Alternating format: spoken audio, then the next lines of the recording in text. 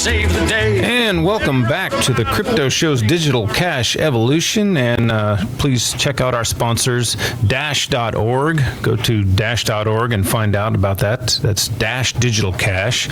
And we have a very special guest on the line. And, you know, earlier we were talking about sending value over the internet and what Bitcoin and cryptocurrencies mean that you can send value. Well, our next guest actually has something that's valuable that can be sent across the internet now that he's won a certain law case, and we'll find out more about that. Cody, are you on the line?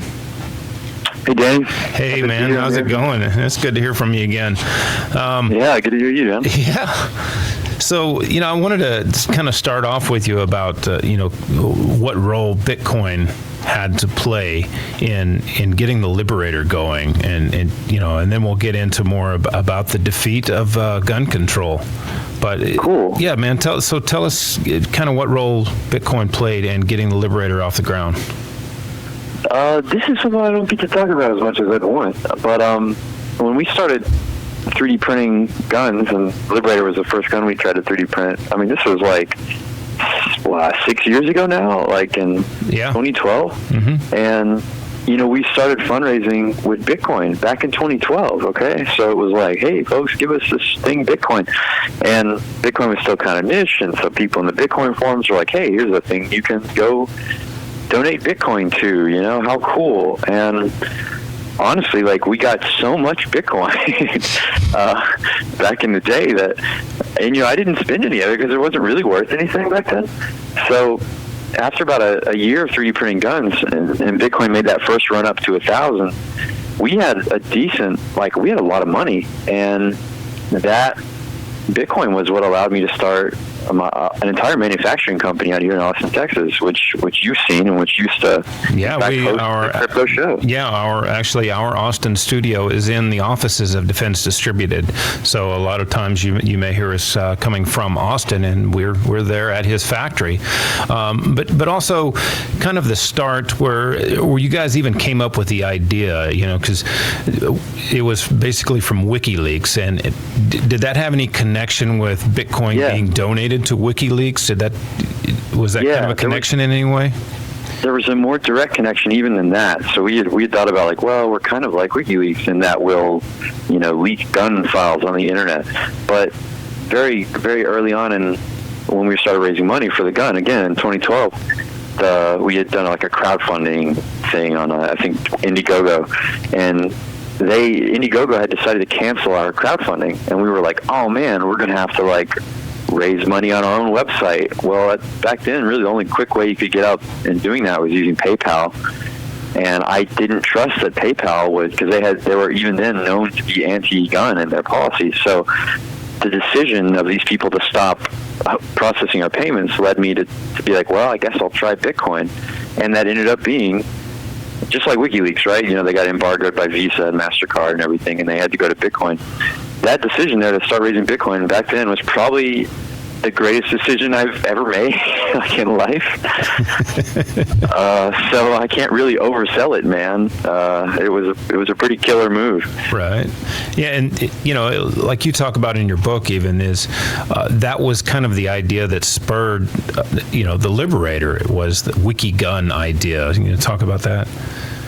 That's right. When we started Liberator and 3D printing guns, we didn't have the word Liberator yet. That was the word that we would end up naming the gun after it was made. And it had its own reasons. But at the time, when we were designing the idea and thinking about how it would work, we had called the gun that we imagined the Wiki Weapon, because it made sense. Things like Wikipedia and WikiLeaks, which itself borrows its name from this wiki idea.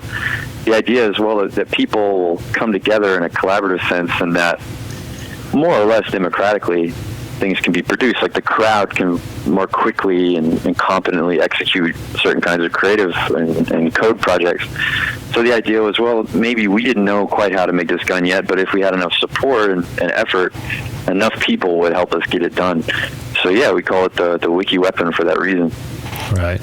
I think people underestimate kind of how much you guys have done for the Second Amendment, and you just won a pretty important case that you say it puts the gun control fight to death, right?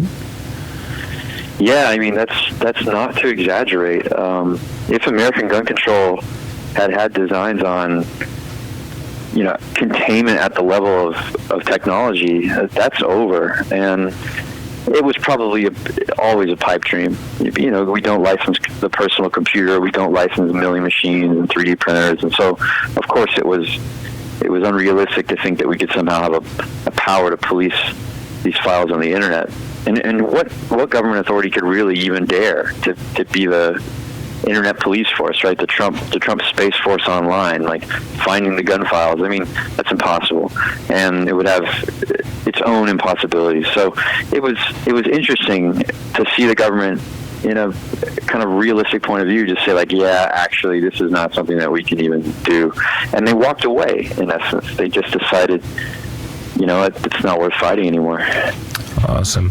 With this new thing where you're allowed to publish your files online, is this going to help to expand the library in what types of guns that you can add now, or? Well, yeah. I mean, really, and this is why people look. This is very new to people. A lot of people haven't even considered the fact that you can really share all these files online for guns and stuff. Or if they have, it's only been incidental. But what the settlement means is that everyone in the country can share any technical data, CAD file, computer-aided design or manufacturing files, any type of 3D file. I'm not just talking about 3D printing, which is a narrow thing. Any type of 3D data or otherwise related to manufacture, or anything related to any gun that you can imagine. Not just new strange guns, but all the guns we already know and love. So this is kind of like the dam bursting, and all data related to guns is now, without question, unregulated and free to share. Awesome. How about Ghost Gunner? What can you talk about the Ghost Gunner a little bit? What it can do right now, and I mean, are there plans of expanding that into something larger? Well, yeah, it's interesting now that we've got the settlement. I mean, it means that we can. Wait! Settlement? You got paid? Exactly. That's another strange thing, right? Oh. It's very rare. It's very rare to beat the government, but it's even rarer for them to then apologize and pay you money. So it's you got paid. How much did you get paid? Look, it's not very much, but I mean, it's less than $50,000. But again, just to see $1 from the feds is quite a rare thing. Oh, that's so awesome. Yeah, even if it was $1, it would be worth $1 million. Agreed. I guarantee you, I'd frame that dollar if I got it. So I'm not sneezing at it, but I do know from experience how rare it is to even get the. Even when you win, they don't pay you for it. So it's cool, but because of this result, this legal result, now you can download Ghost Gunner files just like any other files like we've been talking about. So that means that there's many more places that the Ghost Gunner can be sold, and if you're picking up my drift. And a lot of people will attack you that you're putting these guns into people's hands that don't belong, but it's really cheaper for somebody to just buy a gun off the street. I mean, you want to talk about the cost. Talk about the cost of what it would actually take to buy a Ghost Gunner and create this unmarked gun compared to just going out on the street corner and buying it. Sure. I mean, yeah, step one, if you're really just hot for a gun, you really need a gun, there's hundreds of millions in this country, and you're going to be able to find one very cheaply. Step two, it's still cheaper to make a gun by hand if more labor intensive. And that's still probably the most popular way that people are making guns right now. They use little handheld fixtures and tooling and stuff like that, and drill presses. But now we've got these fun techniques and these little tools like mine where, yeah, it's expensive. It's about, for the cost of like a really expensive AR-15, okay, cool, you have a little mini mill that you can tinker around with, and it does more and more things. But again, yeah, it's in this space where it's really just for like the kind of turbo hobbyist, super enthusiast, not quite in a place of deadly efficiency and, Right. multiple productive capacity.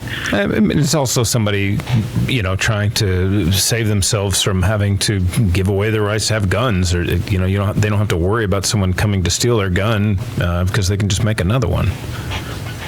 I agree, of course. And I mean, really, like our motto and our understanding of something like the Ghost Gunner is, you don't have power over something that you can't create, or you don't understand something that you can't create. So it's more about, people don't buy the Ghost Gunner because, hey, this is the best bottom dollar way for me to get a hold of a gun or make one. It's more about that personal sense of sovereignty. Like, I know that I'm sovereign because I know how to make a gun, and that's a big deal. All right. We'll be coming back in just a few minutes, and we'll talk to Cody a little bit more about the Ghost Gunner and find out how you can get your own Ghost Gunner if you want one. And if you know a gun shop here in town who would love to carry the Ghost Gunner, let us know. You can reach out to us at thecryptoshow.com, and I'll get a hold of Cody.